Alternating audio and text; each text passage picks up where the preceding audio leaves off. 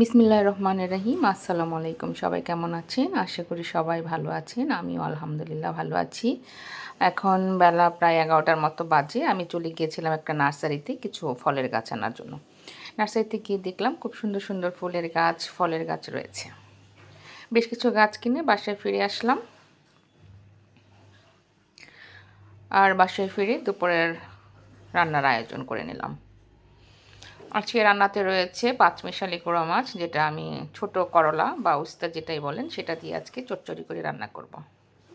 কড়াইতে তেল দিয়ে পেঁয়াজ দিয়ে দিলাম, দিয়ে পেঁয়াজটাকে একটু ভেজে নেব।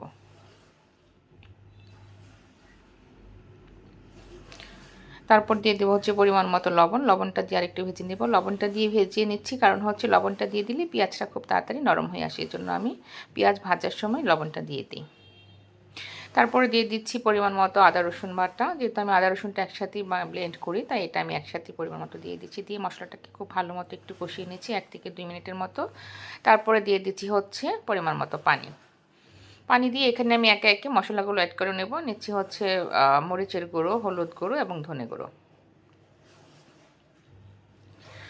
দিয়ে মশলাটাকে আমি খুব ভালো মতো কষিয়ে নেব। যতক্ষণ না পর্যন্ত মশলা থেকে তেল ছেড়ে আসছে, ততক্ষণ পর্যন্ত আমি মশলাটাকে খুব ভালো মতো কষিয়ে নেব। ছোটো মাছগুলো নদীর, একদম পদ্মা নদীর ছোটো মাছ, পাঁচমিশালি মাছ। খুব বেশি ছোটও না, খুব বেশি বড়ও না। পাঁচমিশালি মাছগুলো কিন্তু এভাবে রান্না করে খেতে দারুণ লাগে। আমার কাছে অন্ততপক্ষে দারুণ লাগে, কার কাছে কেমন লাগে জানি না। তবে এভাবে অনেকেই আছে ছোট করলা বা উস্তা দিয়ে ছোটো মাছ রান্না করে খেতে পছন্দ করেন। আমার মশলাটা অলমোস্ট কষানো হয়ে গেছে। এবার আমি ছোটো করলাটা কেটে রেখেছিলাম, খুব বেশি পাতলাও না এবং খুব বেশি ভারীও না, এভাবে করে আমি কেটে রেখেছিলাম। এবার আমি দিয়ে দিচ্ছি হচ্ছে উস্তাটা দিয়ে, উস্তা বা করলা আমরা বিক্রমপুরের মানুষ এটাকে উস্তাই বলি, অনেকে এটাকে করলা বলে, ছোটো করলা বলে। আর হচ্ছে মশলাটাকে দিয়ে খুব ভালো মতো উস্তা দিয়ে কষিয়ে নিচ্ছি। একদম অলমোস্ট আমার ছোটো করলাটা কিন্তু কষানো হয়ে এসেছে। এবার আমি এখানে দিয়ে দিব হচ্ছে পাঁচমিশালি যে মাছগুলো, সেটা আমি আগে থেকেই ধুয়ে পরিষ্কার করে রেখেছিলাম। খুব ভালো মতো কেটে ধুয়ে লবণ দিয়ে পরিষ্কার করে ধুয়ে রেখেছিলাম। এবার আমি এটাকে দিয়ে একটু হালকা হাতে নেড়ে চেড়ে দিব, খুব বেশি নাড়াচাড়া করব না যেহেতু ছোটো মাছ। তারপরে পরিমাণ মতো পানি দিয়ে এটাকে আমি 5 থেকে 10 মিনিটের মতো রান্না করব। একদম চচ্চড়ি করব, খুব বেশি ঝোল দিচ্ছি না, কারণ এটা যেহেতু চচ্চড়ি হবে একটু ভিজা ভিজা থাকবে, এই জন্যই আমি অল্প পরিমাণেই পানি ব্যবহার করছি।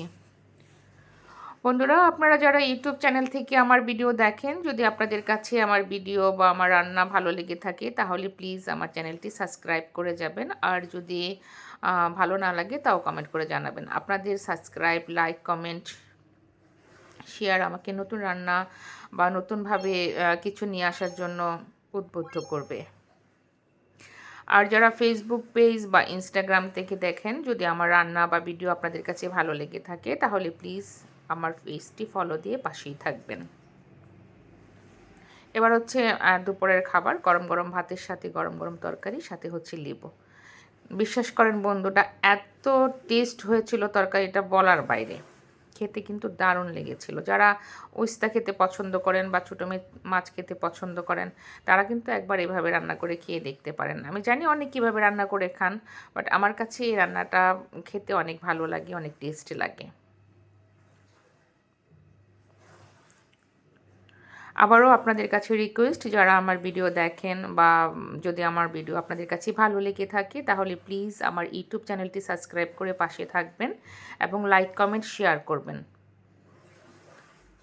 আপনাদের পাশে থাকা আমাকে নতুন নতুন ভিডিও বানাতে সাহায্য করবে। ধন্যবাদ এতক্ষণ সবাইকে কষ্ট করে আমার ভিডিওটি দেখার জন্য।